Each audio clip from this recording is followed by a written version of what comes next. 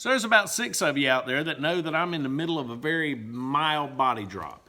And when it's all said and done, we'll put it all together, work some YouTube magic, throw it out there, let you take a look. In the meantime, there's a few things I want to show you. We could include this in the final video of the cab drop, but that's just going to make that video longer, and we've already established the average YouTuber has an attention span of a 5-year-old, so we're going to try to make this as short as possible.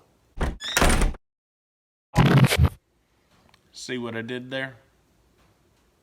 Alright, right off the bat, I'm going to point out that this probably isn't the way anybody else does this. It's most likely not the right way, but check the channel name.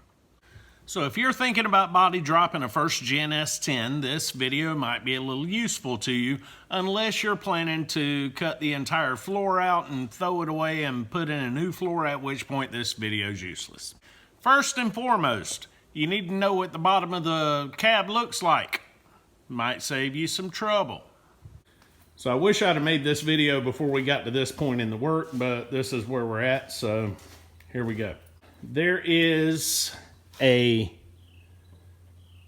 plug, a metal plate that plugs a hole here, here, and another one right there.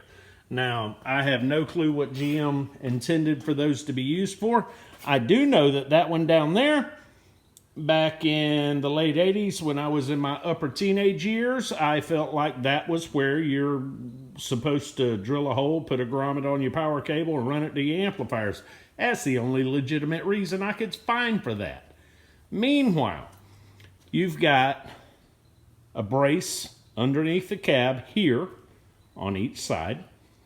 Then there is a plate on each side. Those 4 bolts are the brackets for the seat on a bench seat, and that's where your bench seat hooks to. Meanwhile, you've got this one, and then there's one over here and one right there in the same location on the other side. Those reinforcement brackets are your seat belts. So you've got 3 seat belts in between each of those 4 reinforcement plates. This area up in here has got multiple layers of metal, so this is a lot thicker, and that'll allow you to run a bead through here. Now, I've got a MIG welder. I do not have a TIG welder. I assume that most people don't, because I don't know anyone that has a TIG welder. So I'm pointing this out because when you get down in this area, it's sort of difficult to run a bead. You gotta do a spot weld, a spot weld, a spot weld, and then come back up and lay another spot weld up against that one, up against that one, up against that one. And it's very time consuming. So do not plan on this being a quick project if you decide to do it. Furthermore, this area here, my original plan was to extend this back out because I jacked it up with a plasma cutter trying to make room for it to actually drop down. But I'm going to end up having to cut all this out and extending this direction. And the reason is the tab on the frame sticks out almost all the way to the end of this because it was originally at this level and it could go out as far as it needed to up into this point. But because we've cut this, it still sticks out further than this location here. So this has to go away. We'll extend that plate there all the way out.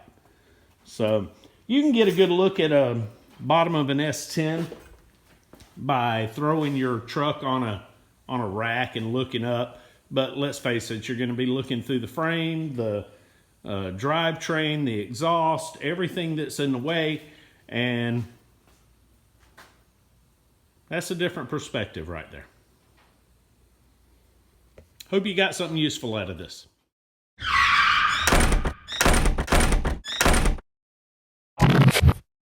I will point out that that hole right there is not factory from GM. I don't think they intended to have that there.